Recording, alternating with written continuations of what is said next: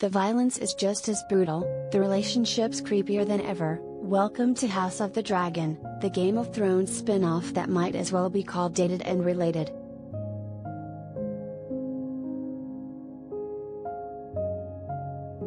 Stakes are high, considering GOT was the biggest show in the world during its run from 2011 to 2019, even if it crash-landed into a widely derided ending.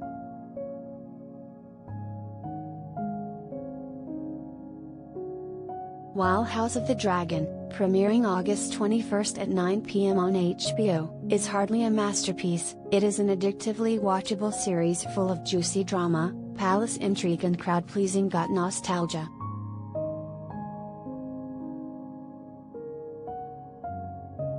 Set 172 years before the birth of Daenerys, it gives us Westeros by way of succession.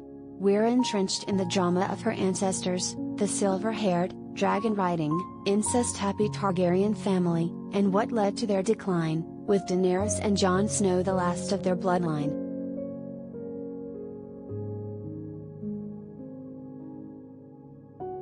The main conflict in House of the Dragon, which is based on George R.R. Martin's book Fire and Blood, is a civil war between Princess Rhaenyra and her half-brother Aegon II, who isn't yet born at the start of this show, over who will get the throne.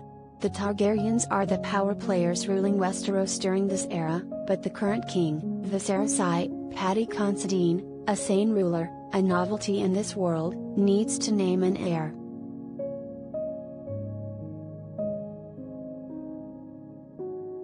Fans who are looking for characters to latch onto and root for, the way the original show gave us the Starks, will be disappointed. The Targaryens are a bunch of prickly weirdos, and all of the show's relationships are straight out of Groomers R Us, pairing middle-aged men with young girls they've known for years, who are often blood relatives, to boot. Dragons and battles and politics are all well and good, but they weren't the only factors in why GOT landed with such a huge audience.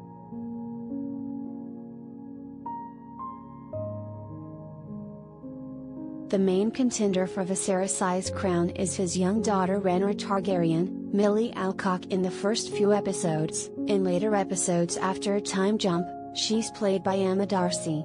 But it's against the norm for women to rule, so the king's advisors fear this would cause chaos.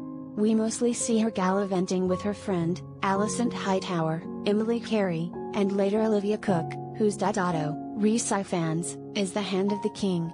Rhaenyra also has an uncomfortably flirty dynamic with her uncle Daemon, a scenery-chewing Matt Smith, oozing menace.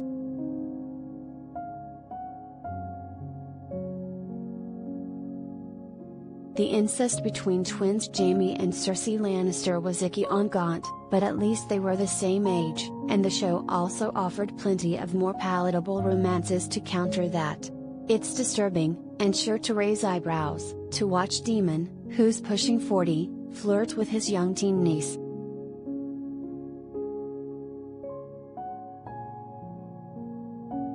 As the king's brother, Daemon is another contender for the throne, but nearly everyone, including Otto, who hates him, thinks that would be a catastrophe, since he's impulsive, violent and power-hungry.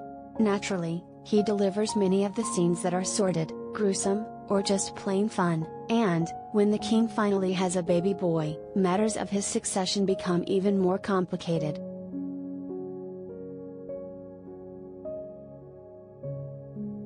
Like GOT, House of the Dragon features plenty of characters scheming in rooms and action scenes infused with brutality. At times, the writing is almost comically heavy-handed. In one episode, a pregnant woman compares childbirth to the battlefield. Later, the scene cuts back and forth between her labor going badly and a battlefield full of men violently beating each other. GOT wasn't a subtle show, but it didn't hit viewers over the head quite like this. The swapping of actresses for Rhaenyra and Alicent is also jarring. Although both pairs deliver good performances, the switch feels unnecessarily distracting, since the jump in age isn't all that apparent.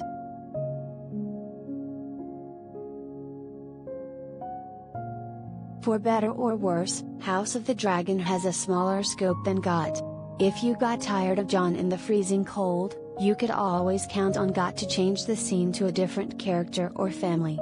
In House of the Dragon, we've only got the grandiose Targaryens, and the main location, with some exceptions, is King's Landing.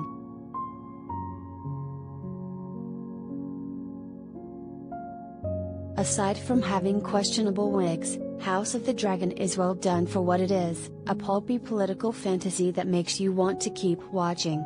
And it manages to learn at least one key lesson from God. Its sex scenes are more tastefully filmed, depict nudity of both women and men, and the former mostly appear to be having a good time, too.